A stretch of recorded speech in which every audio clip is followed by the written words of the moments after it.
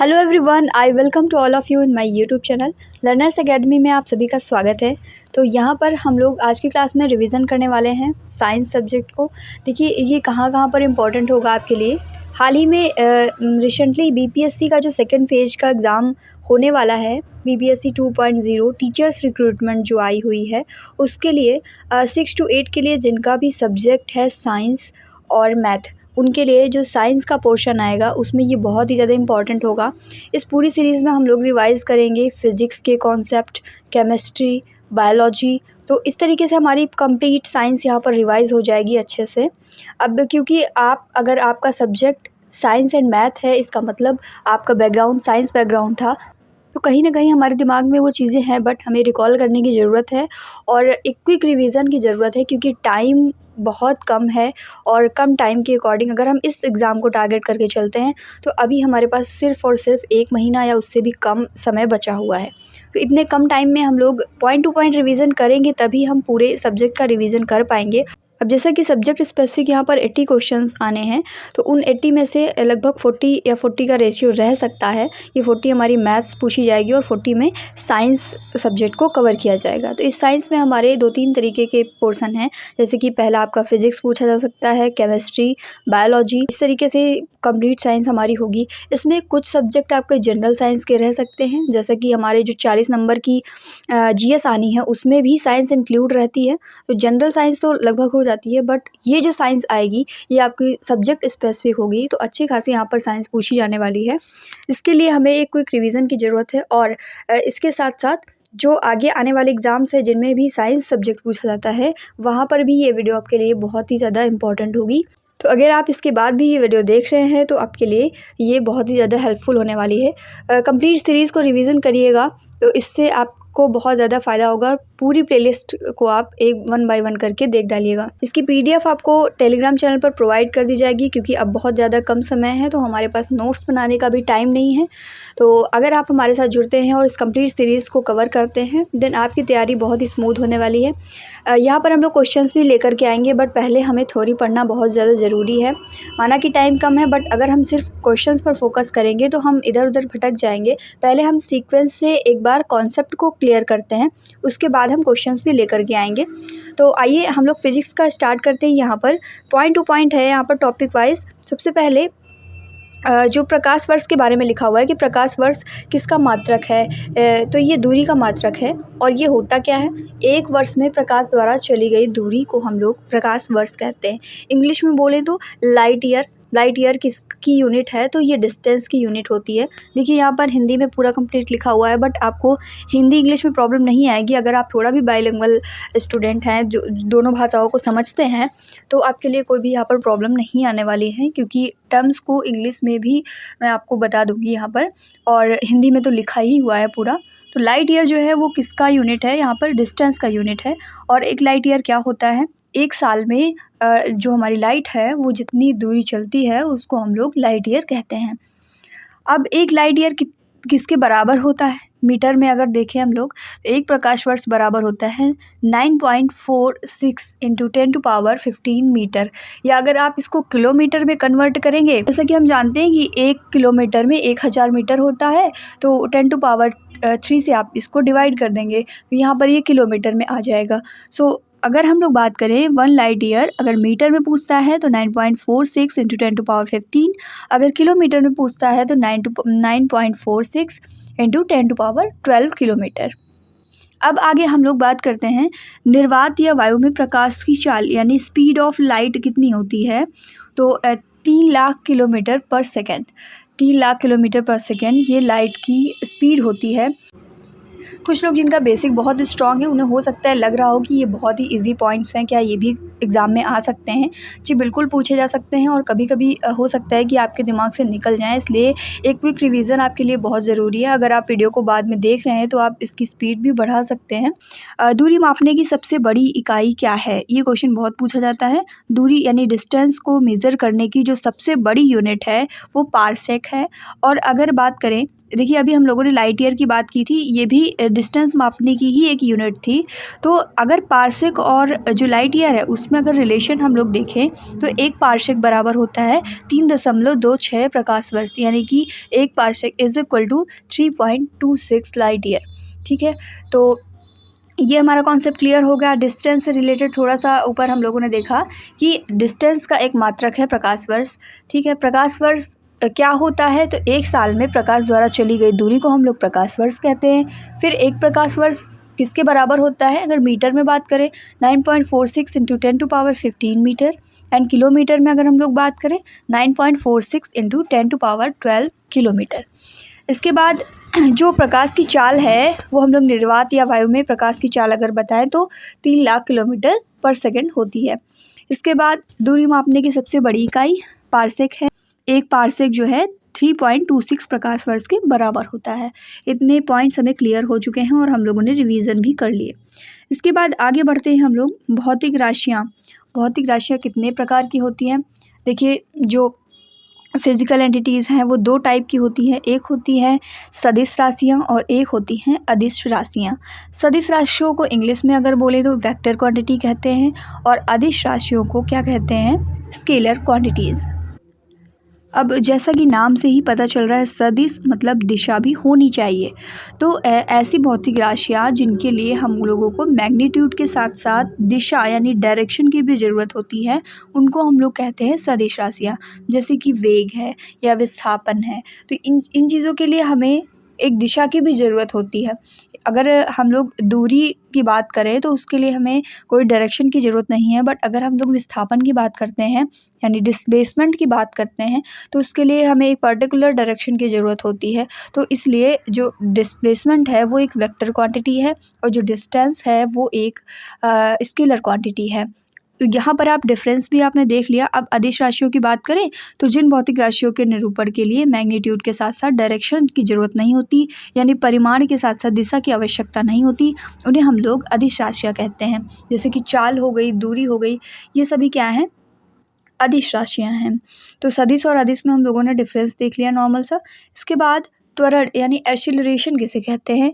देखिए, कोई भी वस्तु हो या कोई भी चीज़ हो, उसकी जो वेग परिवर्तन की दर होती है उसको हम लोग त्वरण कहते हैं। किसी भी ऑब्जेक्ट के वेलोसिटी के चेंजमेंट की रेट को हम लोग क्या कहते हैं, एक्सीलरेशन कहते हैं। एक्सीलरेशन की अगर हम लोग यूनिट की बात करें तो मीटर पर सेकंड होता है। तो हम लोगों ने क्या कहा, वेग परिवर्तन की दर, यानी अगर हम एक्सीलरेशन को ए से डिनोट करते हैं तो ये हो जाता है dv/dt।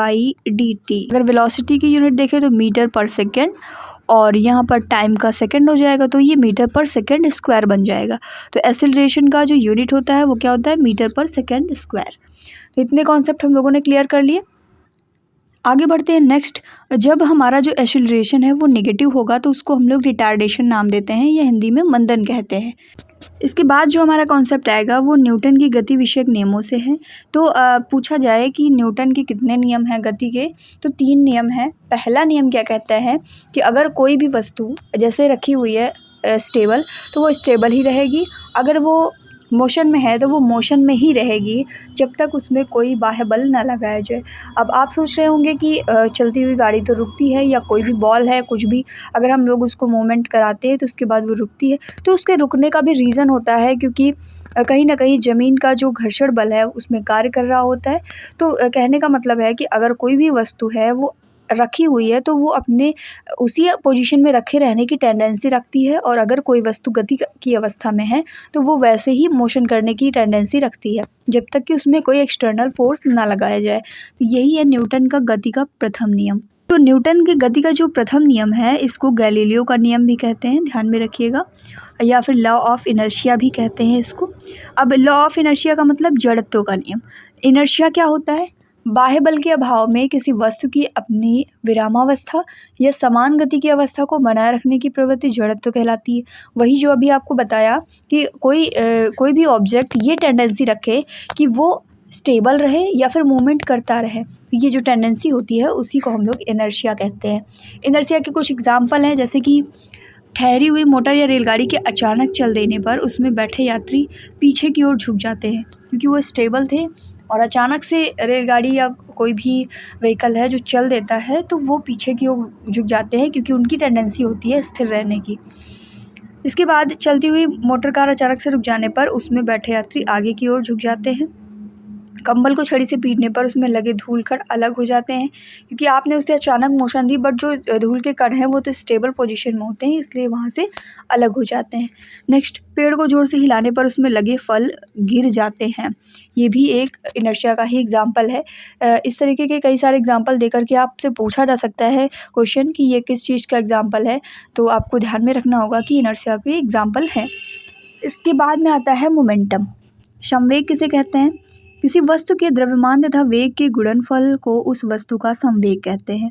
जब हम वेलोसिटी को मास से मल्टीप्लाई कर देते हैं तो वो हमारा मोमेंटम हो जाता है, संवेग हो जाता है। अगर हम इसको p से डिनोट कर दें तो p = mv होता है, सिंपल सा।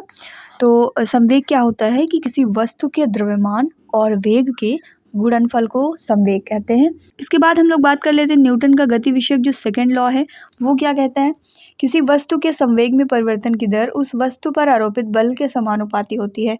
F = ma। ध्यान में रखेंगे, ये कहीं भी आता है, न्यूटन का सेकंड लॉ है मोशन का। इसके बाद इसका सेकंड नेम जो दिया गया है इसे संवेग परिवर्तन का नियम भी कहते हैं।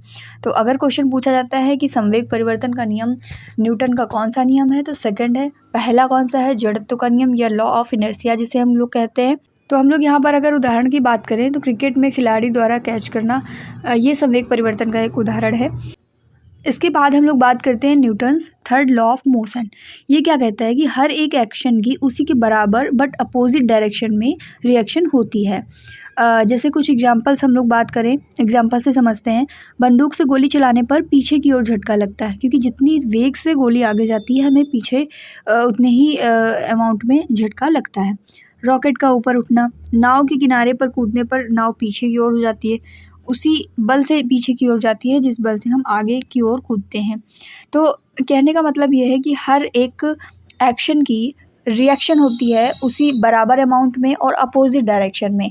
जैसे कोई बॉल अगर दीवार में फेंकी जाती है तो वो दीवार से टकराकर अपोजिट उसी स्पीड से वापस आती है।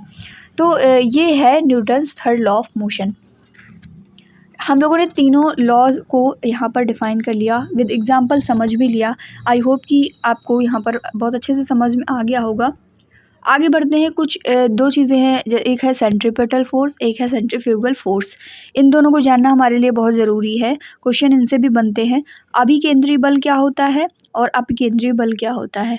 सेंट्रीपेटल फोर्स की अगर हम लोग बात करें तो जब कोई वस्तु वृत्ताकार मार्ग पर चलती है तो उस पर एक बल वृत्त के केंद्र की ओर कार्य करता है, इसे अभिकेंद्रीय बल कहते हैं। जब कोई वस्तु वृत्ताकार मार्ग यानी कि एक सर्कुलर मोशन को अचीव करती है कोई भी चीज़, तो एक फोर्स लगता है जो इसकी सेंटर की ओर काम करता है, उसको हम लोग अभिकेंद्रीय बल या सेंट्रीपेटल फोर्स कहते हैं। इसके एग्जाम्पल की अगर हम लोग बात करें तो मौत का कुआं आपने देखा होगा, जो बाइक लेके पूरे में गोल गोल चलाते रहते हैं, वो है मौत का कुआं। तो उसमें मोटरसाइकिल का चलाना, ये कुछ एग्जाम्पल रहा सेंट्रीपेटल फोर्स का। इसके बाद यहाँ पर सेंट्रीफ्यूगल फोर्स के बारे में लिखा हुआ है। देखिए सेंट्रीफ्यूगल फोर्स क्या होता है? जो बल केंद्र से बाहर की ओर कार्य करता है उसे अपकेंद्रीय बल कहते हैं। वही सर्कुलर मोशन रहेगी और इसमें बाहर की ओर कार्य करेगा एक बल, उसे हम लोग सेंट्रीफ्यूगल फोर्स कहेंगे। जैसे कपड़ा सुखाने की मशीन, वॉशिंग मशीन जो होती है, उसमें वो किसका एग्जाम्पल है? सेंट्रीफ्यूगल फोर्स का एग्जाम्पल है।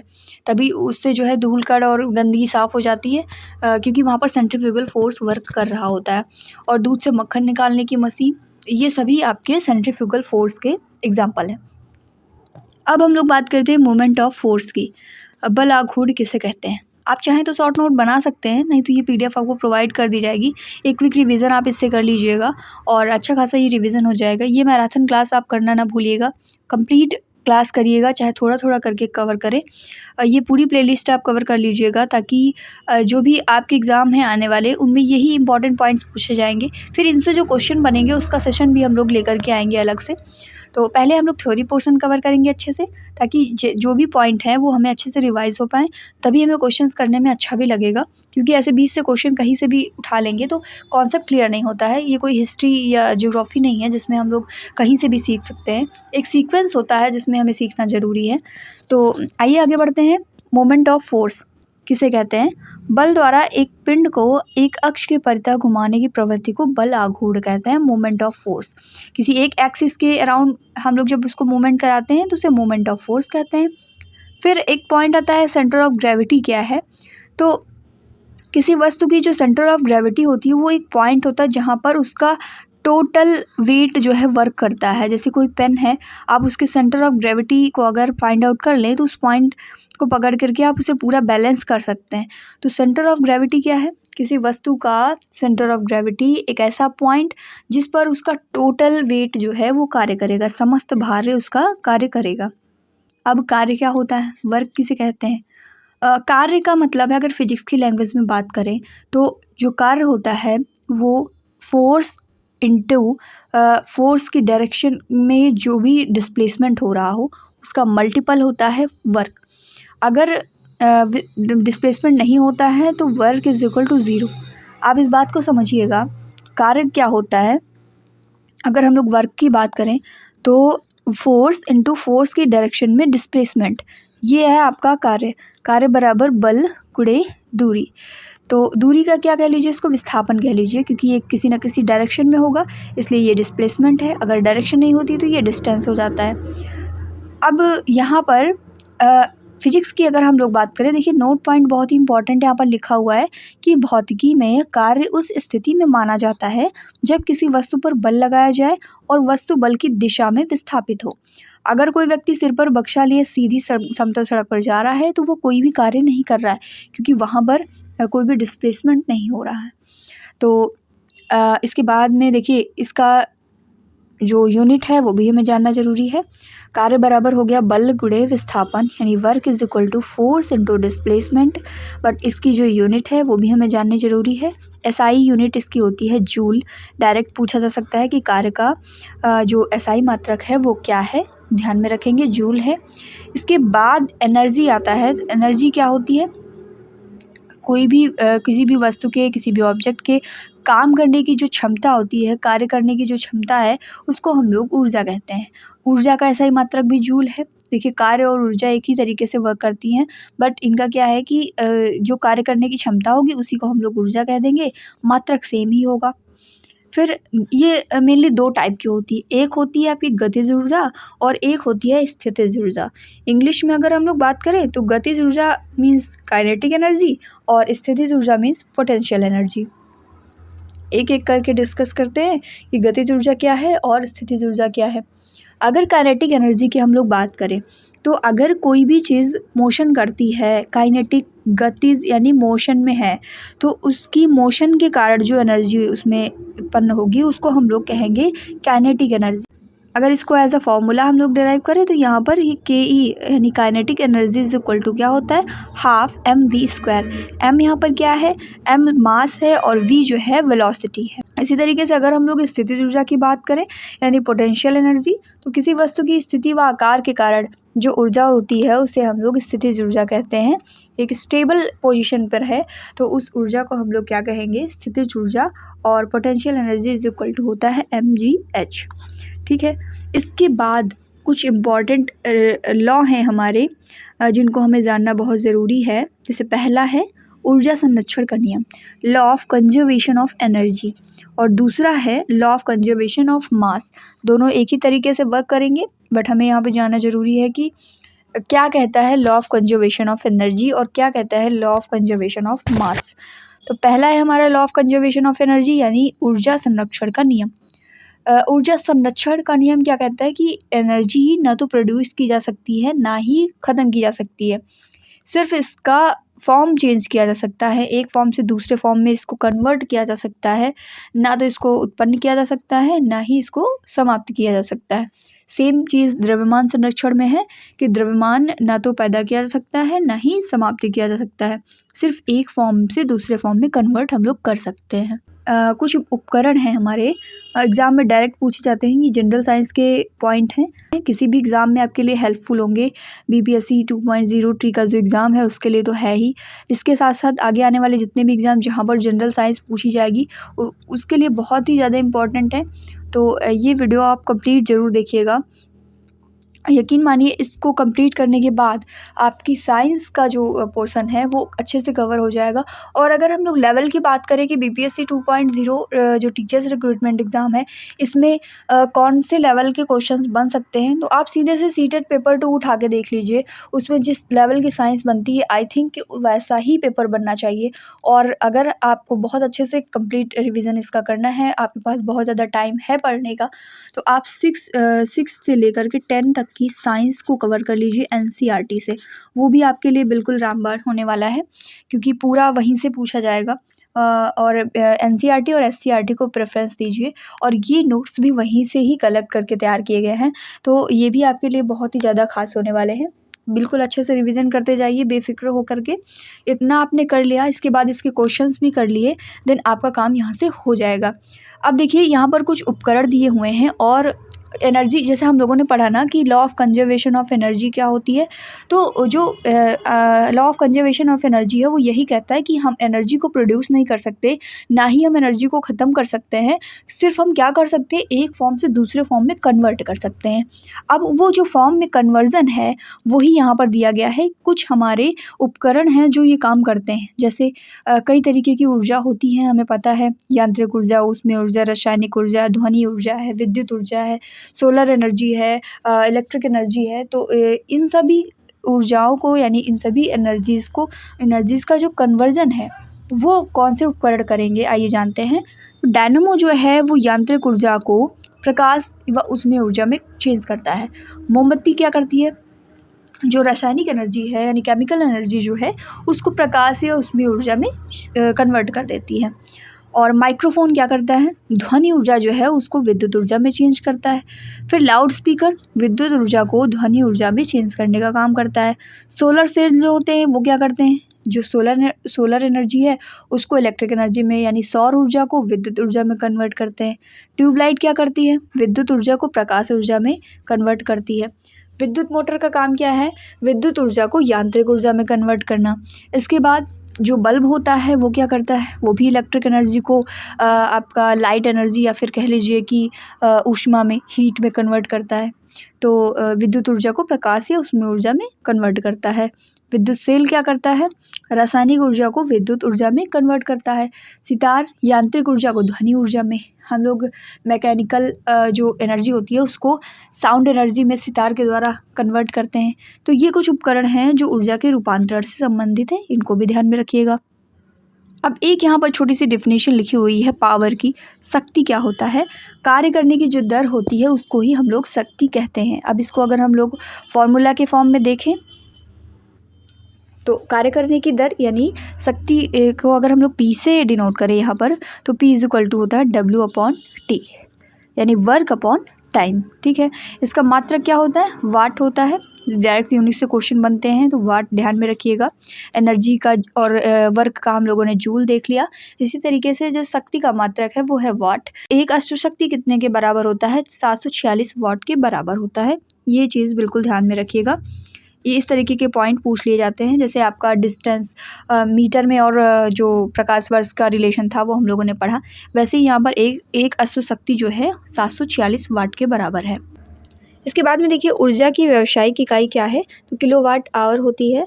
और किलोवाट आवर कितने के बराबर होता है, जूल में। देखिए हम लोगों ने अभी पढ़ा कि एनर्जी की जो यूनिट है वो जूल भी है, तो जूल जब हम लोगों ने पढ़ लिया है और किलोवाट आवर भी पढ़ लिया है, तो किलोवाट आवर और जूल में हमें रिलेशन भी मालूम होना ज़रूरी है, पूछा भी जा सकता है एग्ज़ाम में। तो यहाँ पर 3.6 × 10⁻⁶ जूल होता है 1 किलोवाट आवर के बराबर। इसके बाद में देखिए आता है Newton's law of gravitation, most important law of physics. तो इसको जानना हमारे लिए बहुत ज़्यादा ज़रूरी है। आइए जानते हैं कि क्या है न्यूटन का गुरुत्वाकर्षण का नियम। किन्हीं दो पिंडों के बीच कार्य करने वाला आकर्षण बल पिंडों के द्रव्यमानों के गुणनफल के अनुक्रमानुपाती तथा उनके बीच की दूरी के वर्ग के व्युत्क्रमानुपाती होता है। कहने का मतलब क्या है कि जो आकर्षण बल कार्य कर रहा है F, वो डायरेक्टली प्रोपोर्शनल होगा उन, मान लिया कि पहले का m1 है और दूसरे का m2 है द्रव्यमान, तो उन दोनों के गुणनफल के तो अनुक्रमानुपाती हो गया, यानी डायरेक्टली प्रोपोर्शनल हो गया। और उनके बीच की जो डिस्टेंस है अगर हम लोग r मान लें तो उसके इन्वर्सली प्रोपोर्शनल होता है। कोई भी दो चीज़ें हैं जिसका मास पहले का m1 है दूसरे का m2 है, इन दोनों के बीच में एक अट्रैक्शन फोर्स काम करता है जो कि इन दोनों के मास के मल्टीपल के क्या होता है, डायरेक्टली प्रोपोर्शनल होता है। इन दोनों के बीच की डिस्टेंस के क्या होता है, स्क्वायर के इन्वर्सली प्रोपोर्शनल होता है। इसको अगर कंप्लीट हम लोग लिखें तो F is directly proportional to m1 m2 upon r square. तो इस तरीके से ये लॉ जो है आपका वर्क करता है, न्यूटन्स लॉ ऑफ ग्रेविटेशन। और इसके बाद जब हम लोग यहाँ पर प्रोपोर्शनल का साइन हटाते हैं तो ये हमारा एक यूनिवर्सल कांस्टेंट ऐड हो जाता है, जिसको हम लोग यूनिवर्सल कांस्टेंट ऑफ ग्रेविटी कहते हैं। F is equal to G m1 m2 upon r square. कैसे हम लोग डिफाइन करेंगे इसको, किन्हीं दो पिंडों के बीच कार्य करने वाला आकर्षण बल पिंडों के द्रव्यमानों के गुणनफल के अनुक्रमानुपाती और उनके बीच की जो दूरी है उसके वर्ग के व्युत्क्रमानुपाती यानी इन्वर्सली प्रोपोर्शनल होता है। इसके बाद में हम लोग जानते हैं कि ग्रेविटी क्या होती है। ग्रेविटी यानी हिंदी में बात करें तो गुरुत्व किसे कहते हैं। तो हम लोगों ने न्यूटन के लॉ ऑफ ग्रेविटेशन से ये तो जाना कि जो दो वस्तुएं हैं, कोई भी दो चीज़ें हैं, उनके बीच में एक अट्रैक्शन फोर्स काम करेगा। और अगर इनमें से एक वस्तु जो है वो पृथ्वी है, तो पृथ्वी का जो अट्रैक्शन फोर्स है उसी को हम लोग ग्रेविटी कहते हैं, सिंपल। इसको हम लोग स्मॉल g से डिनोट करते हैं। कैपिटल G क्या था, यूनिवर्सल ग्रेविटेशनल कांस्टेंट था। यहाँ पर जो स्मॉल g है वो क्या है, अर्थ का एक अट्रैक्शन फोर्स है जिसे हम लोग ग्रेविटी कह रहे हैं। इसकी वैल्यू क्या होती है, 9.8 मीटर पर सेकेंड स्क्वायर होती है। अब ये जो स्मॉल g है ना, ये किसी भी वस्तु का रूप कैसा है, उसका आकार कैसा है, उसका मास कैसा है, इन सब पर डिपेंड नहीं करेगा। इसके बाद एक क्वेश्चन बनता है कि अगर हम लोग पृथ्वी की सतह से ऊपर या नीचे जाएं तो g की जो वैल्यू है उस पर क्या इफेक्ट पड़ेगा। तो ऊपर जाएं चाहे नीचे जाएं, g की वैल्यू जो है वो कम होती जाती है। सबसे ज़्यादा कहाँ पर रहेगी, उसकी सरफेस पे रहेगी। उसकी सरफेस में भी सबसे ज़्यादा कहाँ पर रहेगी, तो पोल्स पर रहेगी। हम लोग जानते हैं कि अर्थ हमारी कैसी होती है, जस्ट अ मिनट, यहाँ पर हम लोग बना लेते हैं। अर्थ हमारी अगर इस तरीके से है तो यहाँ पर जो पोर्शन है ऊपर और नीचे, ये हमारे पोल होते हैं, ये नॉर्थ पोल हो गया, ये साउथ पोल हो गया। उसके बाद जो बीच वाला है इक्वेटर कहते हैं इसको हम लोग, एक सर्कल होता है इमेजिनरी, ये हमारी इक्वेटर है। तो वही पूछ रहा है, कह रहा है कि जी का मान सबसे अधिक कहाँ होता है, तो पोल्स पर। यहाँ पर जी क्या होता है, ग्रेटर रहता है, जी पोल्स पर ग्रेटर रहता है। और अगर बात करें कि कम कहाँ पर होता है, तो ये जो इक्वेटर वाली लाइन है यहाँ पर जी की वैल्यू लेसर रहती है, ठीक है। तो इसके बाद में कह रहा है कि पृथ्वी की घूर्णन गति घट जाने पर जी पर क्या प्रभाव पड़ेगा, तो बढ़ जाएगा। तो अब देखो एक क्वेश्चन यहाँ पर नोट पॉइंट लिखा हुआ है कि यदि पृथ्वी अपनी वर्तमान कोणीय चाल से 17 गुनी अधिक चाल से घूमने लगे तो भूमध्य रेखा पर रखी हुई वस्तु का भार शून्य हो जाएगा। हम लोग जानते हैं कि पृथ्वी की गति अगर घट रही है तो जी बढ़ रहा है, अगर पृथ्वी की गति बढ़ जाए तो जी क्या होगा, कम हो जाएगा। तो कम होते होते इतना कम हो जाए कि जीरो हो जाए। ऐसी कौन सी सिचुएशन है, ऐसी सिचुएशन है जब पृथ्वी अभी जिस चाल से चल रही है उसकी 17 गुनी अधिक चाल से चलने लगे, तो अगर कोई भी वस्तु इक्वेटर पर रखी जाए तो उसका जो वेट है वो जीरो हो जाएगा। आई थिंक आपको यहाँ पर समझ में आ गया होगा। इसके बाद जो weight of body in lift है, इससे कई सारे क्वेश्चंस बनते हैं कि लिफ्ट ऊपर जाती है तो कोई भी चीज़ अगर वहाँ पर है तो उसका भार बढ़ेगा या घटेगा, या नीचे आएगी तो घटेगा या बढ़ेगा। तो इनसे रिलेटेड जितने भी क्वेश्चंस हैं हम लोग यहाँ पर क्लियर करेंगे। स्टेटमेंट है, जब लिफ्ट त्वरित गति से ऊपर जाती है तो लिफ्ट में स्थित पिंड का भार बढ़ा हुआ प्रतीत होता है। ध्यान में रखिएगा, जब लिफ्ट ऊपर की ओर जा रही है तो भार क्या होगा, बढ़ा हुआ प्रतीत होगा। जब नीचे की ओर आ रही है तो भार क्या होगा, लगेगा कि घट गया है। और जब लिफ्ट एक समान वेग से ऊपर या नीचे करती है तो उसके वेट में कोई भी परिवर्तन नहीं होता है। एक्सीलरेटेड लिफ्ट है, काफ़ी तेज़ गति से ऊपर जा रही है तो वो लगेगा कि भार क्या हो गया है, वेट आपका बढ़ गया है। नीचे की ओर आएगी तो लगेगा वेट घट गया है। इसके बाद में यदि नीचे उतरते समय लिफ्ट की डोरी टूट जाती है तो क्या होता है, वो एक मुक्त पिंड की बात ही नीचे गिरने लगती है। ऐसी कंडीशन में जो लिफ्ट में कोई भी वस्तु है या कोई व्यक्ति है तो वो उसका वेट क्या होता है, बिल्कुल जीरो हो जाता है। और यही सिचुएशन होती है भारहीनता, यानी बिल्कुल भार रह ही नहीं गया। इसके बाद यदि लिफ्ट इसके नीचे उतरते समय लिफ्ट का त्वरण यानी एक्सेलरेशन जो ग्रेविटेशनल एक्सेलरेशन है जी है उससे ज़्यादा हो जाए तो लिफ्ट में जो भी चीज़ होगी वो फर्श से उठ के सीधे छत से जा लगेगी। ठीक है, ये एक ऐसी सिचुएशन है।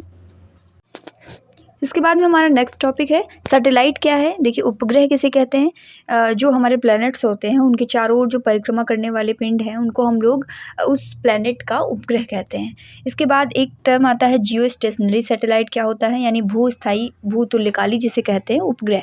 तो एक ऐसा सैटेलाइट जो पृथ्वी के अक्ष के लंबवत तल से पश्चिम से पूर्व की ओर पृथ्वी की परिक्रमा करता है। और एक इम्पॉर्टेंट पॉइंट इसके लिए कि उसका जो परिक्रमण काल होगा वो भी 24 घंटे के बराबर होगा। हम जानते हैं कि पृथ्वी का परिक्रमण काल भी 24 घंटे के बराबर होता है। इसलिए जियो स्टेशनरी सैटेलाइट का मतलब ये हुआ कि भूतुल्यकाली उपग्रह यानी पृथ्वी से अगर हम तुलना करें तो वो भी उसका भी परिक्रमण काल उतना ही होगा। और ये जो हमारी अर्थ है उसकी एक्सिस के परपेंडिकुलर पश्चिम से पूर्व की ओर यानी वेस्ट टू ईस्ट इस डायरेक्शन में परिक्रमा करता है। इसके बाद भूस्थिर उपग्रह पृथ्वी तल से लगभग 36,000 किलोमीटर की ऊंचाई पर रहकर पृथ्वी की परिक्रमा करते हैं। अब एक कॉन्सेप्ट आता है एस्केप वेलोसिटी का, यानी पलायन वेग क्या होता है। पलायन वेग वो न्यूनतम वेग है जिससे किसी भी पिंड को यानी किसी भी ऑब्जेक्ट को पृथ्वी की जो सरफेस है उससे ऊपर फेंके जाने पर वो उसकी जो गुरुत्वीय क्षेत्र की सीमा है यानी ग्रेविटेशनल जो एरिया है उसको पार कर जाता है और पृथ्वी पर वापस लौट करके नहीं आता। अर्थ के लिए अगर हम लोग एस्केप वेलोसिटी की बात करें तो कितनी होती है 11.2 किलोमीटर पर सेकंड, यानी इतनी स्पीड से अगर आप किसी भी चीज़ को पृथ्वी से फेंकें और पृथ्वी के गुरुत्व क्षेत्र को वो क्रॉस कर जाती है तो वो वापस पृथ्वी पर नहीं आती। इसके बाद में हमारा प्रेशर का कॉन्सेप्ट आता है। दाब किसे कहते हैं, किसी सतह के एकांक क्षेत्रफल पर लगने वाले बल को दाब कहते हैं। अगर हम लोग इसका फार्मूला की बात करें, अगर पी से हम लोग डिनोट करते हैं तो F/A होता है, यानी फोर्स पर यूनिट एरिया। एकांक क्षेत्र का मतलब क्या हुआ, 1 मीटर स्क्वायर के एरिया पर लगने वाला बल जो होगा वो हमारा प्रेशर होगा। इसका मात्रक क्या होता है, पास्कल होता है। और क्षेत्र बढ़ने से दाब पर क्या प्रभाव पड़ेगा, घटेगा। कैसे जानेंगे, P होता है F/A। अगर हम A की वैल्यू बढ़ाएंगे, क्या कह रहा है, क्षेत्र बढ़ने से यानी एरिया बढ़ाएंगे तो ऑब्वियसली जो हमारा प्रेशर होगा वो कम होगा क्योंकि इसके ये इन्वर्सली प्रोपोर्शनल है। तो एरिया बढ़ाने से प्रेशर क्या होगा, कम पड़ेगा। एरिया कम करने से प्रेशर बढ़ेगा। इसके बाद एटमॉस्फेरिक प्रेशर किसे कहते हैं, यानी कि वायुमंडलीय दाब।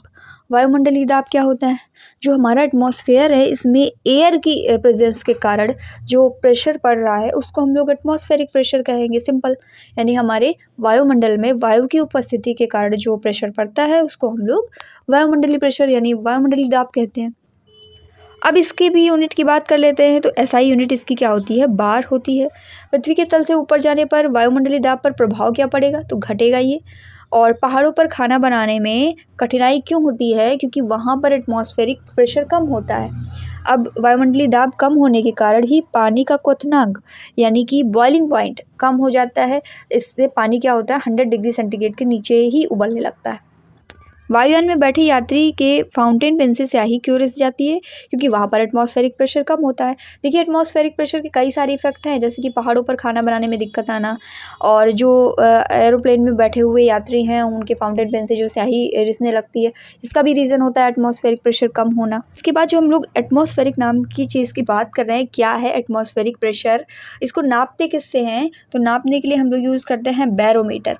अब बैरोमीटर में क्या यूज़ होता है, बैरोमीटर में यूज़ होता है पारा। अच्छा, अब अगर बैरोमीटर का जो पाठ्यांक है वो एकदम से नीचे गिर जाए तो इसका मतलब क्या है, इसका मतलब है आंधी आने वाली है। तो ये सब छोटी छोटी चीज़ें हैं साइंस की जो बहुत ही ज़्यादा हेल्पफुल हैं। बैरोमीटर का पाठ्यांक अगर एकदम से गिर जाता है ये पहले से ही डिनोट करता है कि आंधी वगैरह आने वाली है। सो यहाँ पर हम लोगों ने एटमॉस्फेरिक प्रेशर से रिलेटेड कुछ पॉइंट्स क्लियर कर लिए, जैसे कि सबसे पहले क्या होता है एटमॉस्फेरिक प्रेशर। हमारे एटमॉस्फेयर में एयर की प्रेजेंस के कारण जो प्रेशर है उसको एटमॉस्फेरिक प्रेशर बोलेंगे। SI यूनिट इसकी क्या है, बार है। फिर अगर हम पृथ्वी के तल से ऊपर जाएंगे तो एटमॉस्फेरिक प्रेशर पर क्या प्रभाव पड़ेगा, कम हो जाएगा।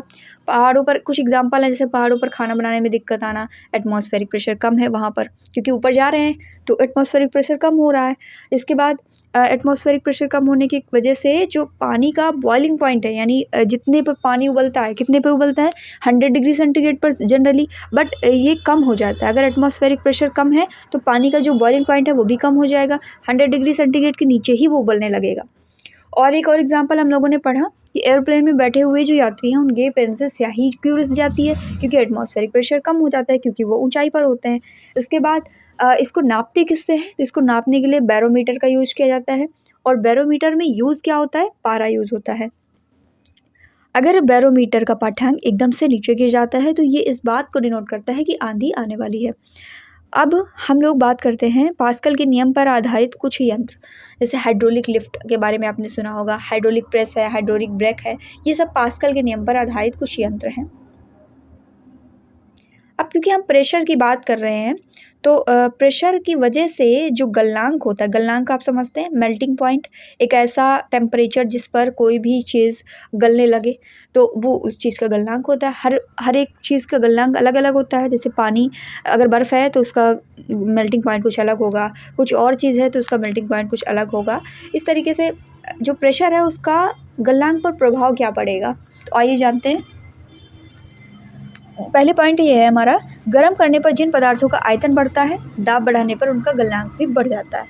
देखिए, अगर हमें किसी चीज़ को गलाना है तो हमें उसे हीट देनी होगी। देने का मतलब उसे हमें गर्म करना होगा। तो गर्म करने पर ऐसी चीज़ें जिनका आयतन बढ़ जाए, तो अगर हम प्रेशर बढ़ाएंगे तो उनका मेल्टिंग पॉइंट भी बढ़ेगा। जैसे मोम है, घी है, इनको जब हम लोग गर्म करते हैं तो क्या होता है, ये जितना भी आयतन कवर करते हैं गलने पर, वो आयतन उनका बढ़ा हुआ होता है इन कंपेरिजन टू बिफोर। तो इस तरीके से क्या होगा कि जब हम उनको प्रेशर देंगे तो उनका मेल्टिंग पॉइंट भी बढ़ेगा। दूसरा पॉइंट, गर्म करने पर जिन पदार्थों का आयतन घट जाता है, दाब बढ़ाने पर उनका गलनांक भी क्या हो जाएगा, कम हो जाएगा। जैसे बर्फ़ है, बर्फ़ का क्या होता है कि पहले आयतन ज़्यादा रहता है और जब हम उसको गला देते हैं, जब पानी के फॉर्म में आ जाता है तो उसका जो आयतन है, उसका जो वॉल्यूम है वो कम हो जाता है। अब जो प्रेशर है उसका बॉइलिंग पॉइंट पर क्या इफ़ेक्ट है, तो जितने भी द्रव हैं भाई, अगर हम लोग किसी चीज़ को गलाते हैं, यानी वो ठोस अवस्था में है तभी उसको गला करके हम द्रव अवस्था में लाएंगे, बट बॉयल हम किसको करेंगे, जो द्रव अवस्था में होगा उसको बॉयल करके हम लोग गैसेस फॉर्म में लेकर के आएंगे। तो इसका मतलब हुआ कि जो जितने भी द्रव हैं उनका जो बॉइलिंग पॉइंट होगा वो प्रेशर को इंक्रीज़ करने पर क्या होगा, बढ़ेगा। हमेशा प्रेशर को इंक्रीज़ करने पर बॉइलिंग पॉइंट जो होगा वो भी क्या होगा, बढ़ेगा। और जो मेल्टिंग पॉइंट है, वो मेल्टिंग पॉइंट क्या करता है कि कुछ होते हैं जिनका आयतन बढ़ जाता है वॉल्यूम, कुछ होते हैं जिनका आयतन क्या होता है, घट जाता है। तो ऐसे द्रव जिनका आयतन बढ़ जाता है उनको प्रेशर अगर देंगे तो उनका जो मेल्टिंग पॉइंट है वो भी बढ़ जाएगा, और ऐसे द्रव जिनका वॉल्यूम घट जाता है उनको प्रेशर देंगे तो उनका मेल्टिंग पॉइंट भी कम हो जाएगा। तो ये मेल्टिंग पॉइंट और बॉइलिंग पॉइंट पर हम लोगों ने प्रेशर का इफेक्ट देख लिया। अब इसके बाद में होता है बियॉन्ड फोर्स, यानी उत्प्लावक बल किसे कहते हैं। तो किसी भी द्रव का वह गुण जिसके कारण वो वस्तुओं पर ऊपर की ओर एक बल लगाता है उसे हम लोग उत्प्लावक बल कहते हैं। इसके बाद एक बहुत ही इम्पॉर्टेंट प्रिंसिपल है आर्किमिडीज़ का प्रिंसिपल, बहुत सुना होगा आप लोगों ने। आइए जानते हैं कि क्या है आर्किमिडीज़ का सिद्धांत। कभी कभी आपसे डायरेक्ट क्वेश्चन इस पर बन सकते हैं कि आर्किमिडीज़ का सिद्धांत क्या होता है। तो जब कोई भी वस्तु किसी द्रव में पूरी या आंशिक रूप से डुबोई जाती है तो उसके भार में कमी का आभास होता है। आई थिंक ये एक्सपेरिमेंट हम सभी ने अपने बचपन में या अभी कभी ना कभी ज़रूर किया होगा कि जब हम कोई भी चीज़ पानी से भरी हुई बाल्टी या कुछ भी पानी में डुबाते हैं तो हमें लगता है कि उसमें उसका जो वेट है वो तो कम हो गया, तो उसके भार में ये जो आभासी कमी हो रही है वो उस वस्तु के द्वारा हटाए गए द्रव के भार के बराबर होती है। यही है आर्किमिडीज़ का सिद्धांत।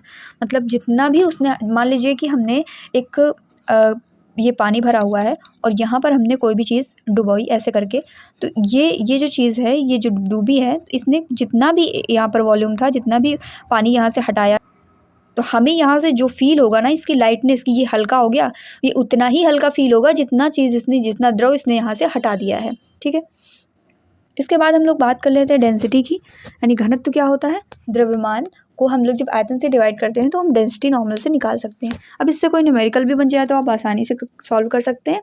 डेंसिटी क्या होता है? द्रव्यमान बटे आयतन। इसके बाद पॉइंट है हाइड्रोमीटर से क्या मापा जाता है? अपेक्षित घनत्व मापने के लिए हम लोग हाइड्रोमीटर का यूज़ करते हैं। अब ये जो नोट पॉइंट है इनको बहुत ध्यान से देखिएगा, चाहे तो आप नोट डाउन भी कर लीजिए या PDF तो आपको मिल ही जाएगी, अच्छे से रिवीजन करिएगा। आइए पढ़ते हैं। पहला नोट पॉइंट है सामान्य जल की अपेक्षा समुद्र के जल का घनत्व अधिक होता है, इसलिए समुद्र में तैरना आसान है। फिर बर्फ़ पानी से हल्की होती है, अर्थात उसका घनत्व जो है पानी से कम होता है। कभी कभी आप देखेंगे ना कि पानी में बर्फ़ कभी कभी क्या जनरली तैरती है, तो बर्फ़ जो है पानी में तैरने लगती है। इसका रीज़न क्या है? क्योंकि उसका घनत्व जो है, उसकी डेंसिटी जो है वो पानी से कम है। पानी जमने के बाद फैलता है।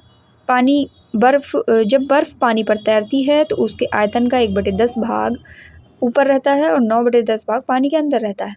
पानी जैसे मान लीजिए ये पानी है और यहाँ पर बर्फ़ तैर रही है, तो इसका 1 भाग ऊपर रहेगा और 9 भाग नीचे रहेगा पानी के। किसी बर्तन में पानी भरा है और बर्फ़ उस पर तैर रही है। जब बर्फ़ पूरी तरीके से पिघल जाएगी तो पानी के तल पर क्या प्रभाव पड़ेगा? ये पानी का तल पहले के समान ही रहेगा, जैसे पहले है वैसे ही। लैक्टोमीटर से क्या नापा जाता है? दूध की शुद्धता को नापने के लिए हम लोग लैक्टोमीटर का यूज़ करते हैं। इसके बाद में हमारा कॉन्सेप्ट आता है सरफेस टेंशन का, यानी कि पृष्ठ तनाव। आइए जानते हैं पृष्ठ तनाव क्या होता है। देखिए, जब कोई भी द्रव होगा उसके स्वतंत्र पृष्ठ में कम से कम क्षेत्रफल घेरने की प्रवृत्ति पाई जाती है, जिसके कारण उसका पृष्ठ जो है वो सदैव तनाव की स्थिति में रहता है। वो ट्राई करता है कि जितना कम से कम एरिया घेर सके उतना कम ही एरिया वो कवर करे। इसी को कहते हैं सरफेस टेंशन। तो अब देखिए, जब भी हम लोग किसी भी द्रव का टेम्परेचर बढ़ाते हैं तो उसका पृष्ठ तनाव क्या होता है, यानी उसका सरफेस टेंशन क्या होता है, कम होता जाता है। और एक ऐसी सिचुएशन आती है जब ये सरफेस टेंशन बिल्कुल ज़ीरो हो जाता है, तो उसे हम लोग क्रिटिकल टेम्परेचर कहते हैं। अच्छा, अब जब हम लोग एक एग्जांपल देखते हैं कि पानी की सतह है उस पर पतली सुई तैरने लगती है, इसका रीज़न क्या होता है? Surface tension. कभी भी क्वेश्चन बनता है कि पतली सुई पानी पर कैसे तैरने लगती है, जबकि वो तो इतनी पतली होती है उसे डूब जाना चाहिए, बट उसका रीज़न यही है सरफेस टेंशन। क्योंकि सरफेस टेंशन ये कहता है कि जो आपका द्रव है यानी लिक्विड है, उसका जो पृष्ठ है वो कम से कम बहुत ज़्यादा टेंडेंसी रखेगा कि जितना कम एरिया हो सके वो कवर कर सके। एक और एग्जांपल आपने कभी ना कभी फील किया होगा कि मच्छर पानी में तैरते रहते हैं, वो भी सरफेस टेंशन की वजह से ही। इसके बाद साबुन या डिटर्जेंट से कपड़े कैसे साफ़ हो जाते हैं? देखिए, साबुन या डिटर्जेंट जो होता है, जो हम लोग घरों में यूज़ करते हैं, वो क्या करता है कि पानी का जो सरफेस टेंशन है उसको बहुत ज़्यादा कम कर देता है, जिसके वजह से कपड़ा ज़्यादा साफ़ हो जाता है। अब साबुन के घोल के बुलबुले साधारण पानी की अपेक्षा बड़े क्यों होते हैं? क्योंकि साबुन पानी के सरफेस टेंशन को कम कर देता है, इस वजह से उसमें जो बुलबुले बनते हैं वो नॉर्मल पानी की अपेक्षा बड़े होते हैं। अब देखिए, इसका बहुत ही अच्छा एग्जांपल हम लोगों को अपने घरों के आसपास भी देखने को मिलता है। पानी में मिट्टी का तेल या पेट्रोल आदि डालने से पानी का जो सरफेस टेंशन है, पृष्ठ तनाव है, वो कम हो जाता है। इसी की वजह से मच्छर पानी में डूब जाते हैं। नॉर्मल पानी में बहुत सारे मच्छर वगैरह हो जाते हैं, जिनसे बचने के लिए हम क्या करते हैं, पानी में मिट्टी का तेल या पेट्रोल डाल दिया करते थे। तो ऐसी सिचुएशन में क्या होता है कि वो मच्छर पानी में डूब जाते थे। तो ये एक टेक्निक थी मच्छरों को मारने की या उनको कम करने की। तो ये भी सरफेस टेंशन का ही रीज़न यहाँ पर बनता है। इसके बाद हम जानते हैं ससंजक बल क्या होता है। एक ही पदार्थ के अणुओं के बीच लगने वाले आकर्षण बल को ससंजक बल कहते हैं। जो हमारा मैटर होता है यानी पदार्थ जिसे हम कहते हैं, वो किससे मिलके बना होता है? बहुत सारे मॉलिक्यूल्स से मिलके बना होता है, जिन्हें हम हिंदी में अणु कहते हैं। और अणु किससे मिलके बने होते हैं? वो परमाणु से मिलके बने होते हैं। तो जब हम लोग अभी पढ़ेंगे केमिस्ट्री, तो उसमें एटम एंड मॉलिक्यूल का चैप्टर है, उसमें भी डिटेल से पढ़ेंगे। बट यहाँ पर आप जान लीजिए कि जब हम किसी मैटर के अणुओं के बीच लगने वाले जो अट्रैक्शन फोर्स है, अगर एक ही पदार्थ के अणुओं के बीच में अट्रैक्शन फोर्स लगता है तो उसे हम लोग ससंजक बल कहते हैं। ससंजक बल और असंजक बल, दो टाइप के ये फोर्स हैं। तो असंजक बल क्या होता है? जब दो भिन्न पदार्थों के अणुओं के बीच लगने वाला जो बल है वो असंजक बल कहलाता है। देखिए, जब पदार्थ एक ही हो और उस एक ही पदार्थ के अणुओं के बीच में आकर्षण बल लगे तो उसे ससंजक बल, और जब दो डिफरेंट टाइप के मैटर हों उनके अणुओं के बीच में लगने वाला बल हो तो उसे हम लोग असंजक बल कहते हैं। तो आपसे यहाँ पर क्वेश्चन पूछा जा सकता है ससंजक बल से रिलेटेड कि जो पदार्थ की अवस्थाएं हैं, ठोस, द्रव, गैस, उनमें से सबसे अधिक किस में होता है, सबसे कम किस में होता है? तो आप ध्यान में रखेंगे ठोस जो पदार्थ होते हैं उनका ससंजक बल सबसे ज़्यादा होगा, इसके बाद द्रव का, और सबसे कम होगा गैसों में। अब ये जो असंजक बल हम लोगों ने पढ़ा, असंजक बल, इसके कारण ही वस्तुएं जो हैं एक दूसरे से चिपकती हैं। असंजक बल की वजह से ही हम लिख पाते हैं, हमारी जो पेन की इंक है पेपर में डिस्ट्रीब्यूट हो पाती है, हम लिख पाते हैं। तो इसका रीज़न क्या है, कभी भी पूछे कि हमारे लिखने का रीज़न क्या है, कौन सा फोर्स वहाँ पर वर्क करता है जिसकी वजह से हम लिख पाते हैं, तो असंजक बल है, एडहेसिव फोर्स है। इसके बाद नेक्स्ट पॉइंट है हमारा कैपिलरी एक्शन यानी केशिकत्व। केशिकत्व क्या है? केश नली में द्रव के ऊपर चढ़ने या नीचे उतरने की घटना को हम लोग केशिकत्व कहते हैं। अब केश नली में द्रव कितनी ऊंचाई तक चढ़ रहा है या उतर रहा है, ये उसकी रेडियस पर डिपेंड करेगा। पतली केस नली है उसमें अधिक होगा और जो चौड़ी केस नली है उसमें कम होगा। यानी जो हम लोग देखते हैं ना कि कोई लिक्विड है वो चढ़ता जाता है ऊपर, तो जो केस नली है उसमें कितना चढ़ रहा है या कितना उतर रहा है ये डिपेंड करेगा कि उसकी रेडियस कितनी है। और ये जो घटना है उतरने या चढ़ने की घटना को, इसी को हम लोग कैपिलरी एक्शन कहते हैं। इसके उदाहरण अगर हम लोग देखें तो ब्लॉटिंग पेपर है, जैसे कि स्याही को बहुत तेज़ी से सोखता है क्योंकि इसमें बने हुए जो छोटे छोटे छिद्र होते हैं वो एक तरीके से केस नली की तरह ही कार्य कर रहे होते हैं। जैसे लालटेन आपने देखी होगी या लैंप देखी होगी, उसकी जो बत्ती होती है उसमें कैपिलरी एक्शन की वजह से ही तेल ऊपर चढ़ता है। पेड़ पौधे जो होते हैं उनकी जो शाखाएं होती हैं, तने होते हैं, पत्तियाँ होती हैं, उनमें जो जल है, मिनरल्स हैं, वो किसकी वजह से वहाँ पर चढ़ते हैं, चढ़ कर के पहुँचते हैं, तो कैपिलरी एक्शन की वजह से ही वहाँ पर पहुँचते हैं। वर्षा के बाद किसान अपने खेतों की जुताई कर देते हैं ताकि मिट्टी में बनी हुई केश नलियाँ टूट सकें और खेत में नमी बनी रहे। अब एक इम्पॉर्टेंट पॉइंट यहाँ पर ये बनता है, देखिए गर्म खाना सभी को अच्छा लगता है, तो यहाँ पर एग्जांपल है कि गर्म सूप क्यों स्वादिष्ट लगता है, क्योंकि गर्म सूप का पृष्ठ तनाव कम होता है। अभी हम लोगों ने पृष्ठ तनाव का कॉन्सेप्ट पढ़ा था, यानी सरफेस टेंशन का। सरफेस टेंशन की वजह से ही हमें गर्म चीज़ें क्या ज़्यादा टेस्टी लगती हैं, क्योंकि जो सूप होता है, सूप का ही एग्जांपल अगर हम लोग ले लें, तो अगर गर्म सूप है तो वो जीभ के ऊपर सभी भागों में अच्छी तरीके से फैल जाएगा, जिसकी वजह से क्या होगा कि वो हमें ज़्यादा टेस्टी लगेगा। सरफेस टेंशन का कॉन्सेप्ट हम लोगों ने पढ़ लिया, कैपिलरी एक्शन क्या होता है ये भी हम लोगों ने पढ़ लिया। अब आगे हमारा आएगा विस्कोसिटी का कॉन्सेप्ट।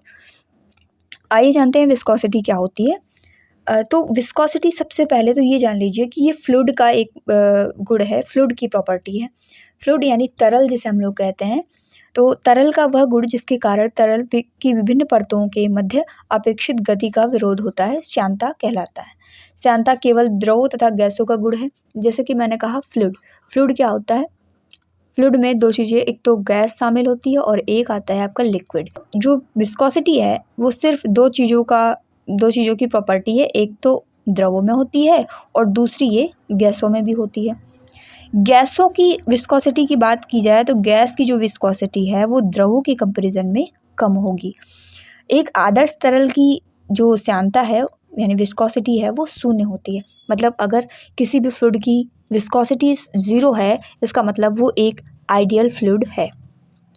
अगर टेम्परेचर हम बढ़ाएंगे तो लिक्विड की विस्कोसिटी जो है वो कम हो जाएगी, लेकिन गैसों की विस्कोसिटी जो है बढ़ जाएगी। यहाँ पर विस्कोसिटी के 2-4 पॉइंट हम लोगों ने पढ़े।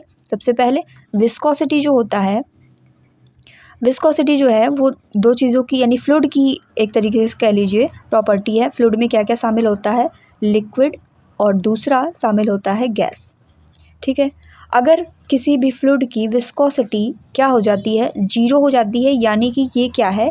ये एक आइडियल फ्लूइड है, ये एक आइडियल फ्लूइड है। ठीक है, उसके बाद टेम्परेचर बढ़ाने पर अगर हम लिक्विड का टेम्परेचर बढ़ाएंगे, टेम्परेचर हम बढ़ाते जाएंगे तो क्या होगा, हमारा इसकी विस्कोसिटी कम पड़ती जाएगी। अगर गैसों का हम टेम्परेचर बढ़ाते हैं तो गैसों की विस्कोसिटी क्या होती है? बढ़ जाती है। यानी टेम्परेचर बढ़ाने के साथ साथ लिक्विड की विस्कोसिटी कम होती है और टेम्परेचर बढ़ाने के साथ साथ गैसों की विस्कोसिटी बढ़ जाती है। विस्कोसिटी का कॉन्सेप्ट हम लोगों ने यहाँ से सीख लिया। इसके बाद आइए हम जानते हैं इलास्टिसिटी क्या होती है।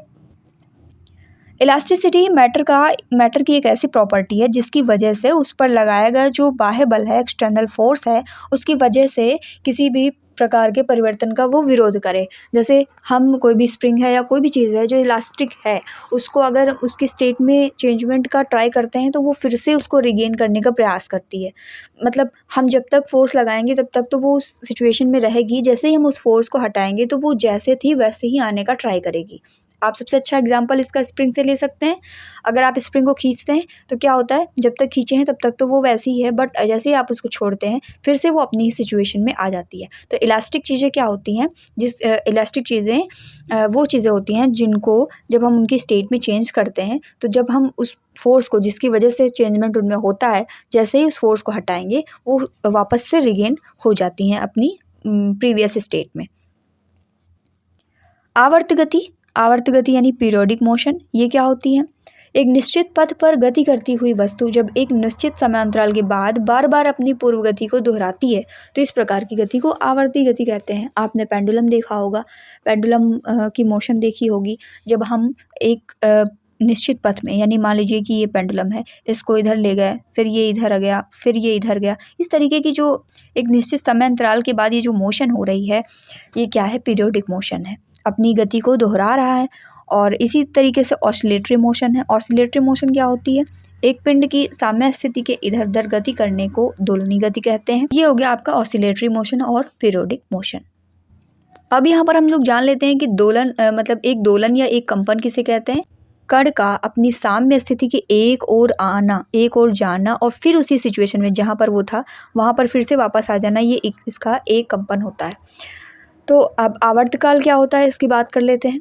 एक दोलन को पूरा करने में लगे हुए समय को हम लोग आवर्तकाल या टाइम पीरियड कहते हैं। इसी में फ्रीक्वेंसी का कॉन्सेप्ट आता है। फ्रीक्वेंसी क्या होती है? कंपन करने वाली जो भी वस्तु है वो 1 सेकंड में जितने कंपन कर रही है उसे उस वस्तु की क्या कहेंगे? आवृत्ति कहेंगे या फ्रीक्वेंसी कहेंगे। इसका मात्रक क्या होता है? हर्ट्ज होता है। इसके बाद एक इम्पॉर्टेंट पॉइंट, यदि कोई लड़की झूला झूलते झूलते खड़ी हो जाए तो उसके आवर्तकाल का क्या प्रभाव पड़ेगा? उसके झूले के जो आवर्तकाल है उस पर क्या प्रभाव पड़ेगा? वो घट जाएगा, क्योंकि खड़े होने से झूले का जो गुरुत्व केंद्र है वो थोड़ा ऊपर उठ जाएगा और झूले की जो प्रभावी लंबाई है वो घट जाएगी। अब जो हम लोगों ने अभी टाइम पीरियड पढ़ा ना, आवर्तकाल, ये क्या करता है? जो लोलक होता है, लोलक आप पेंडुलम को सिंपल ले लीजिए। पेंडुलम अगर जिसको मोशन हम लोग करा रहे हैं तो वो उसके मास पे डिपेंड नहीं करेगा, यानी कि टाइम पीरियड जो है वो मास पर बिल्कुल भी डिपेंड नहीं करता है। इसका हम लोग अच्छे से प्रैक्टिकल भी करते हैं फिजिक्स की लैब में, तो उसके मास पे बिल्कुल भी डिपेंड नहीं करेगा, ये बात ध्यान में रखिएगा। यदि घड़ी, लोलक वाली जो घड़ी है, वो पृथ्वी के तल से ऊपर या नीचे ले जाया जाए तो घड़ी के आवर्तकाल पर क्या प्रभाव पड़ेगा? आवर्तकाल उसका बढ़ जाता है, यानी कि घड़ी सुस्त हो जाएगी। टाइम ज़्यादा लग रहा है यानी कि घड़ी क्या हो रही है? धीमी हो रही है। इसके बाद आवर्तकाल का ये फॉर्मूला है, इसको ध्यान में रखिएगा। 2π√L/g, यानी आवर्तकाल लोलक की लंबाई के वर्गमूल के समानुपाती और जो गुरुत्वीय त्वरण g होता है इसके वर्गमूल के व्युत्क्रमानुपाती होता है। कभी भी पूछा जाए तो इस फॉर्मूले से आप 2 चीज़ें कंक्लूड करते हैं। एक तो होता है कि जो आपका टाइम पीरियड t है वो डायरेक्टली प्रोपोर्शनल है √L के, और दूसरा ये इन्वर्सली प्रोपोर्शनल है √g के। तो इस तरीके से ये 2 कॉन्सेप्ट आपके क्लियर होते हैं। यहाँ पर आवर्तकाल लोलक के द्रव्यमान पर निर्भर नहीं करता है, ये हम लोग ऊपर भी पढ़ चुके हैं। जो टाइम पीरियड होता है वो पेंडुलम के मास पर डिपेंड नहीं करता है। इसके बाद जो लोलक वाली घड़ी होती है उसको भारहीनता की स्थिति में अगर हम लोग ले जाते हैं जहाँ पर 0 वेट हो जाए तो आवर्तकाल पर क्या प्रभाव पड़ेगा? ऐसे में आवर्तकाल क्या हो जाएगा? अनंत हो जाएगा, क्योंकि g की वैल्यू 0 हो जाएगी। और यहीं पर देखिए गर्मियों में लोलक वाली घड़ी के आवर्तकाल पर क्या प्रभाव पड़ता है? अगर ये क्वेश्चन बने तो लोलक की लंबाई बढ़ने से आवर्तकाल भी बढ़ेगा, यानी घड़ी क्या हो जाएगी? धीमी हो जाएगी कंपैरेटिवली। और सर्दियों में क्या होगा? इसके विपरीत काम होगा। ठीक है, तो ये 2 पॉइंट ध्यान में रखिएगा। इसके बाद वेव्स की अगर हम लोग बात करें तो वेव्स कितने टाइप की होती हैं? मेनली 2 टाइप की होती हैं, एक मैकेनिकल वेव्स और दूसरी होती है इलेक्ट्रोमैग्नेटिक वेव्स। अगर आपको स्पीड बहुत ज़्यादा लग रही हो तो वीडियो आप रिपीट करके भी देख सकते हैं, स्पीड भी कम कर सकते हैं। वैसे कम क्या, आप रिपीट ही कर लीजिएगा ताकि सारे कॉन्सेप्ट आपके रिवाइज हो जाएँ अच्छे से। और अगर आपको ये सारी चीज़ें आती हैं तो फिर फास्ट रिविज़न करते जाइए। ठीक है, तो यहाँ पर वेव्स कितने टाइप की हैं? 2 टाइप की, एक है मैकेनिकल वेव्स और दूसरी है इलेक्ट्रोमैग्नेटिक वेव्स। जो मैकेनिकल वेव्स हैं उनमें संचरण करने के लिए मीडियम की ज़रूरत हमें होती है, इसलिए उनको मैकेनिकल वेव्स कहते हैं। और ये भी 2 टाइप की होती है, एक तो लॉन्गिट्यूडनल, एक होती हैं ट्रांसवर्स। अब हम लोग जान लेते हैं, अभी हम लोग उसकी बात करेंगे इलेक्ट्रोमैग्नेटिक वेव्स की बाद में। पहले हम लोग अभी मैकेनिकल वेव्स को पढ़ रहे हैं, जो कि हमने 2 टाइप की पढ़ी हैं, एक लॉन्गिट्यूडिनल और दूसरी ट्रांसवर्स। अब जान लेते हैं कि लॉन्गिट्यूडिनल वेव्स क्या हैं। जब तरंग गति की दिशा माध्यम की कणों के कंपन करने की दिशा के अनुदिश होती है, यानी समांतर होती है, तो ऐसी तरंगों को हम लोग लॉन्गिट्यूडिनल वेव्स कहते हैं, जैसे कि ध्वनि तरंगें हो गई। देखिए, यहाँ से एक बेसिक डिफरेंस हमें पता चलता है कि जब तरंग गति की दिशा माध्यम के कणों के कंपन करने की दिशा के पैरेलल हो, समांतर हो, तो ऐसे में लॉन्गिट्यूडिनल वेव होगी, और जब हम लोग का ये परपेंडिकुलर हो जाता है तो ऐसे में ट्रांसवर्स वेव्स होती हैं। तो यहाँ पर ये अनुप्रस्थ तरंगें हो जाएंगी। तो अनुप्रस्थ और अनुदैर्ध्य में हम लोगों ने बेसिक डिफरेंस यहाँ पर जान लिया। अगर कभी भी पूछा जाता है कि जो साउंड है वो अनुदैर्ध्य है या फिर अनुप्रस्थ है, तो साउंड क्या है, लॉन्गिट्यूडिनल वेव्स है। तो हम लोगों ने मैकेनिकल वेव्स की बात कर ली। अब हम लोग इलेक्ट्रोमैग्नेटिक वेव्स के बारे में पढ़ते हैं। ऐसी तरंगें जिनके संचरण के लिए माध्यम की आवश्यकता ही नहीं होती, उनको हम लोग कहते हैं इलेक्ट्रोमैग्नेटिक वेव्स। एग्जाम्पल के लिए जैसे कि लाइट वेव्स हो गई। लाइट वेव्स को चलने के लिए मीडियम की ज़रूरत नहीं होती, क्योंकि हम जानते हैं कि जो लाइट वेव्स हैं वो निर्वात में भी ट्रैवल कर सकती हैं और मीडियम में भी कर सकती हैं। तो ज़रूरी नहीं कि इनको चलने के लिए मीडियम की ज़रूरत ही पड़े, और जो हमारी मैकेनिकल वेव्स हैं उनको चलने के लिए किसी न किसी माध्यम की ज़रूरत होगी। सभी विद्युत तरंगें फोटॉन की बनी होती हैं। अब हम जानते हैं एम्पलीट्यूड किसे कहते हैं। दोलन करने वाली वस्तु अपनी साम्य स्थिति के किसी भी ओर जितनी अधिक से अधिक दूरी तक जाती है, उस दूरी को दोलन का आयाम कहते हैं। यानी कि अगर हम किसी पेंडुलम को मूव कराएं तो वो जितनी ज़्यादा दूरी को कवर करेगी, वो उसका आयाम होता है। वेवलेंथ की अगर हम बात करें तो वेवलेंथ क्या होती है, तरंग गति में समान कला में कंपन करने वाले 2 क्रमागत कणों के बीच की दूरी को हम लोग तरंगदैर्ध्य कहते हैं। एक ही कला में कंपन हो रहा है और 2 क्रमागत कण जो आएंगे यहाँ पे ऐसे कंपन करता हुआ, तो ये जो इनके बीच की डिस्टेंस होगी वो इनकी वेवलेंथ हो जाती है। ध्वनि तरंग किस प्रकार की तरंग होती है, तो ये एक अनुदैर्ध्य यांत्रिक तरंग होती है। अनुदैर्ध्य यानी कि लॉन्गिट्यूडिनल वेव्स होती है। इसके बाद में अवश्रव्य तरंगे यानी इंफ्रासोनिक वेव्स किन्हें कहते हैं। देखिए, 20 हर्ट्ज से जो कम की तरंगे होती हैं उनको हम लोग अवश्रव्य तरंगे कहते हैं। अवश्रव्य तरंगों को हमारा कान नहीं सुन सकता है। अब यहीं पर देखिए बेसिक डिफरेंस जान लीजिए। सबसे पहले हमने ये पढ़ा कि जो साउंड वेव्स हैं वो क्या हैं, अनुदैर्ध्य हैं, यानी लॉन्गिट्यूडिनल वेव्स हैं। इतनी बात तो हमने जान ली। उसके बाद अपश्रव्य तरंगे यानी कि जिसे हम लोग इंफ्रासोनिक वेव्स कहते हैं, अवश्रव्य। इनकी आवृत्ति कितनी होती है, 20 हर्ट्ज से कम, 20 हर्ट्ज से कम। इसी में एक आती है श्रव्य तरंगे। इनकी आवृत्ति होती है 20 से लेकर के 20,000 हर्ट्ज तक की। इसके बाद आती है पराश्रव्य। पराश्रव्य यानी 20,000 हर्ट्ज से ज़्यादा। तो 3 टाइप से हो गई, अवश्रव्य, श्रव्य और पराश्रव्य। इनकी रेंज याद रखिएगा, कभी कभी पूछा जा सकता है। और इंसानों की अगर बात करें कि वो कौन सी ध्वनि को सुन सकते हैं, वो श्रव्य तरंगों को सुन सकते हैं, जिनकी रेंज है 20 से लेकर 20,000 हर्ट्ज तक की।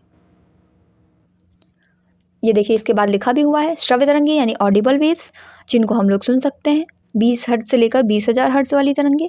फिर उसके बाद में अल्ट्रासोनिक यानी पराश्रव्य तरंगे, जो कि 20,000 हर्ट्ज से ऊपर की होंगी, उनको हम लोग पराश्रव्य तरंगे कहेंगे। हमारे कान इसको नहीं सुन सकते हैं, लेकिन कुत्ता, बिल्ली, चमगादड़ कुछ जानवर हैं जो पराश्रव्य तरंगों को सुन सकते हैं।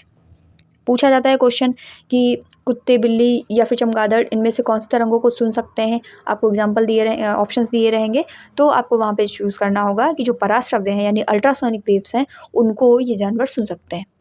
पराश्रव्य तरंगों का यूज़ क्या होता है, कोई सिग्नल भेजना हो, समुद्र की गहराई का पता लगाना हो, कीमती कपड़े या हो गए या वायुयान हो गए, घड़ियों के पुर्जे साफ करने के लिए इन वेव्स का यूज़ होता है। कल कारखानों की चिमनी से कालिख हटाने के लिए, दूध के अंदर जो हानिकारक बैक्टीरिया हैं उनको ख़त्म करने के लिए, गठिया रोग के उपचार करने के लिए, ब्रेन ट्यूमर जो होता है उसका पता लगाने के लिए। तो कई सारे यूज़ हैं इसके। तो अल्ट्रासोनिक वेव्स के यूज़ भी आपने पढ़ लिए। साउंड के बारे में जब हम लोग पढ़ रहे हैं तो एक इम्पॉर्टेंट पॉइंट यहाँ पर कहीं नोट डाउन कर लीजिएगा कि कितने डेसिबल की ध्वनि, पहले तो ये जान लीजिए कि ध्वनि को मापने की जो इकाई है वो डेसिबल है, और कितने डेसिबल की ध्वनि हमारे लिए हानिकारक होती है, कष्टदायक है। तो 80 डेसिबल के ऊपर की जो भी ध्वनि होगी, वो 80 डेसिबल से ऊपर की ध्वनि हमारे लिए नुकसानदायक होती है। यहाँ पर देखिए नोट पॉइंट 2 लिखे हुए हैं। ध्वनि की चाल माध्यम की प्रत्यास्थता तथा घनत्व पर निर्भर करती है। इलास्टिसिटी और डेंसिटी दोनों पे डिपेंड करेगी।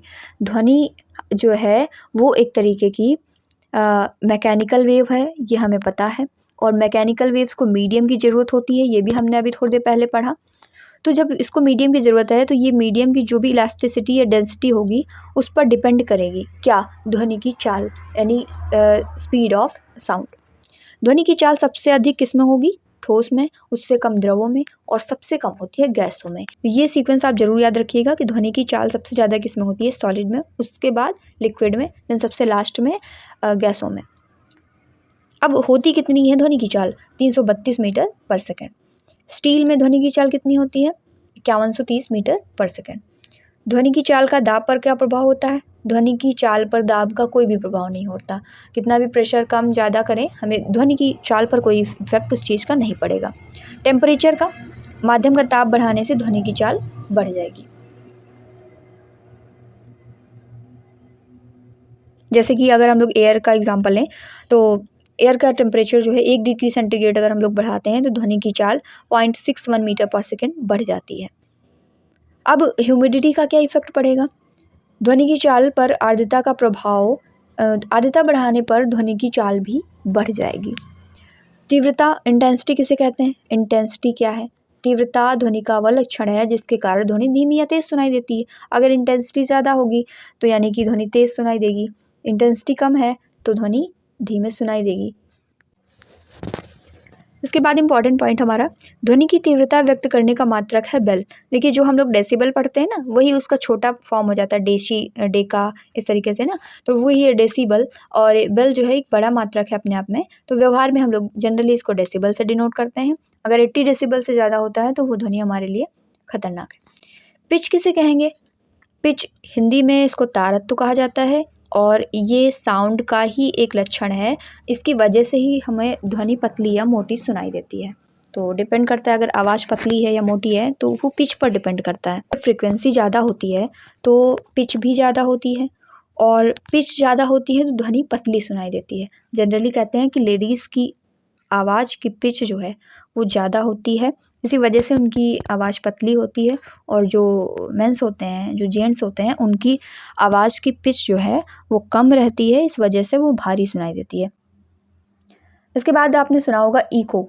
इको क्या होता है? इको जनरली प्रतिध्वनि, यानी आवाज़ रिपीट करके जब आती है, तो जब ध्वनि तरंग दूर स्थित किसी अवरोध से टकरा करके परिवर्तित होती है तो इस परावर्तित ध्वनि को प्रतिध्वनि कहते हैं। जैसे किसी खाली कमरे में या कहीं गुफा टाइप के एरिया में जब आप तेज़ी से बोलते हैं, आपकी आवाज़ जो है इको करके रिटर्न होकर के आती है, तो कहीं ना कहीं टकरा करके वो वापस आ रही होती है, तो इसको हम लोग इको साउंड कहते हैं। प्रतिध्वनि सुनने के लिए श्रोता एक परावर्तक सतह के बीच न्यूनतम दूरी 17 मीटर होनी चाहिए। यानी अगर आपको अपनी इको सुननी है, वॉइस सुननी है रिपीट, तो आपके और आपकी जो परावर्तक सतह है जिससे टकरा करके वॉइस आएगी, उसके बीच की जो मिनिमम डिस्टेंस है वो 17 मीटर होनी चाहिए। दिन की अपेक्षा रात में ध्वनि दूर तक क्यों सुनाई देती है? उसका रीज़न है कि ध्वनि का अपवर्तन ज़्यादा अच्छा हो पाता है, इसकी वजह से रात में ध्वनि दूर तक सुनाई पड़ती है। इसके बाद रिजोनेंस किसे कहते हैं? हिंदी में बोलें तो अनुनाद। जब किसी वस्तु के कंपनों की स्वाभाविक आवृत्ति किसी चालक बल के कंपनों की आवृत्ति के बराबर हो जाती है तो वो वस्तु बहुत अधिक आयाम से कंपन करने लगती है। इस घटना को क्या कहते हैं? अनुनाद कहते हैं। अधिक अनुनाद के कारण ही सेना को पुल पार करते समय कदम से कदम मिलाकर चलने की मनाही होती है। उनके कदम से कदम मिलाने पे जो कंपन होगा उसकी वजह से आयाम मतलब बहुत ज़्यादा आयाम से कंपन होने लगेगा, जिसकी वजह से वहाँ पर पुल वगैरह गिरने के चांसेस भी हो जाते हैं। तो ऐसी सिचुएशन में ज़्यादा अनुनाद हो जाएगा, इसलिए सेना जो होती है उसको पुल पार करते समय कदम से कदम मिलाकर चलने के लिए मना किया जाता है। अब हम लोगों ने कई सारी चीज़ें यहाँ पर पढ़ ली। तो हम लोगों ने पढ़ा कि साउंड को मापने के लिए हम लोग डेसिबल का यूज़ करते हैं। तो कुछ टर्म पूछ जाते हैं, जैसे सामान्य जो श्वास है उसकी ध्वनि की तीव्रता कितनी होती है? तो 10 डेसिबल होती है, ध्यान में रखेंगे। मंद फुसफुसाहट की जो है तीव्रता वो कितनी होती है? फुसफुसाहट की लगभग होती है 30 डेसिबल की। जो हम लोग सामान्य बातचीत करते हैं, नॉर्मल सा सामान्य बातचीत की जो होती है तीव्रता, वो होती है 60 डेसिबल। इसी के साथ साथ अगर ट्रैफ़िक की बात करें, व्यस्त ट्रैफ़िक है तो 70 डेसिबल के आसपास।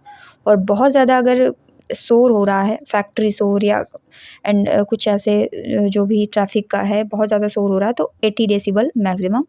इससे ज़्यादा हो जाएगा तो वो हमारे लिए ख़तरनाक है। एक क्वेश्चन पूछा जाता है कि जो अल्ट्रासाउंड होता है उसकी आवृत्ति कितनी होती है? तो अल्ट्रासाउंड की आवृत्ति ग्रेटर दैन 20,000 हर्ट्ज़ होती है। ठीक है, इसका मतलब ये किस में आएगा? अल्ट्रासोनिक में आएगा। अल्ट्रासाउंड नाम ही है तो अल्ट्रासोनिक में ये आएगा। अल्ट्रासोनिक यानी हिंदी में बोलें तो पराश्रव्य तरंगों के अंतर्गत आएगा। मनुष्य के कान द्वारा ये नहीं सुने जा सकते हैं। तो अल्ट्रासाउंड की जो फ्रीक्वेंसी होती है वो कितनी होती है? Greater than 20,000 hertz. एक क्वेश्चन यहाँ पर और बनता है कि जो साउंड की जो पिच है वो किस पे डिपेंड करेगी? ऑप्शन यहाँ पर आपको दे देते हैं, फ्रीक्वेंसी पर, दूसरा है वेलोसिटी पर, तीसरा है इंटेंसिटी पे। तो देखिए अभी हम लोगों ने थोड़ी देर पहले पढ़ा कि जो पिच होती है वो डिपेंड करती है फ्रीक्वेंसी पर। फ्रीक्वेंसी पर ही डिपेंड करेगा कि साउंड की पिच कितनी है। अगर फ्रीक्वेंसी बढ़ेगी तो साउंड की पिच भी बढ़ती है, जिसकी वजह से आवाज़ ज़्यादा पतली हो जाती है। जैसे छोटे बच्चों की या स्त्रियों की आवाज़ हो गई, तो स्त्रियों और बच्चों की आवाज़ पतली क्यों होती है? क्योंकि उनकी आवाज़ का पिच जो है वो ज़्यादा होता है। जैसे जैसे पिच कम होता जाता है आवाज़ मोटी हो जाती है, जैसे पुरुषों की आवाज़ हो गई या शेर की दहाड़ की आवाज़ हो गई। तो ये चीज़ ध्यान में रखिएगा। सो आज की इस क्लास में हम लोगों ने कई सारे कॉन्सेप्ट क्लियर किए हैं। आई होप कि आपको सब समझ में आया होगा। अगर कोई भी डाउट है तो आप कमेंट सेक्शन में लिख सकते हैं। और इसी तरीके से हम लोग नेक्स्ट सेशन में भी मैराथन क्लास में रिवीजन करेंगे। सो आज के सेशन में जितने भी पॉइंट हम लोगों ने कवर किए हैं आई होप कि आपको समझ में आए होंगे। अगर कोई भी डाउट है तो आप कमेंट सेक्शन में लिख सकते हैं। इसके आगे का जो पार्ट है वो हम लोग अपनी क्लास 2 में डिस्कस करेंगे। इसी तरीके के इंपॉर्टेंट पॉइंट होंगे और आपका टोटल रिवीजन इससे होने वाला है। इंपॉर्टेंट पॉइंट को आप नोट डाउन कर सकते हैं या कम समय है तो आप पीडीएफ से डायरेक्ट रिवीजन कर सकते हैं। क्लास को सुनेंगे, कई बार रिवीजन करेंगे तो आपका ये सब कवर हो जाएगा। जब हमारी थ्योरी कवर हो जाएगी इसके बाद हम लोग क्वेश्चंस लेकर के आएंगे ताकि एक कंप्लीट प्रैक्टिस हमारी साइंस सब्जेक्ट की हो सके। वीडियो अच्छा लगा हो तो वीडियो को लाइक करना ना भूलें, चैनल को सब्सक्राइब कर लें और बेल आइकन को जरूर प्रेस कर लें ताकि जो आगे आने वाली वीडियोस हैं वो आपको टाइम टू टाइम मिलती रहें। ये पूरी प्लेलिस्ट बनेगी तो पूरी प्लेलिस्ट को अगर आप कवर कर लेते हैं तो आपका कंप्लीट साइंस का रिवीजन यहाँ से हो जाएगा। Thank you.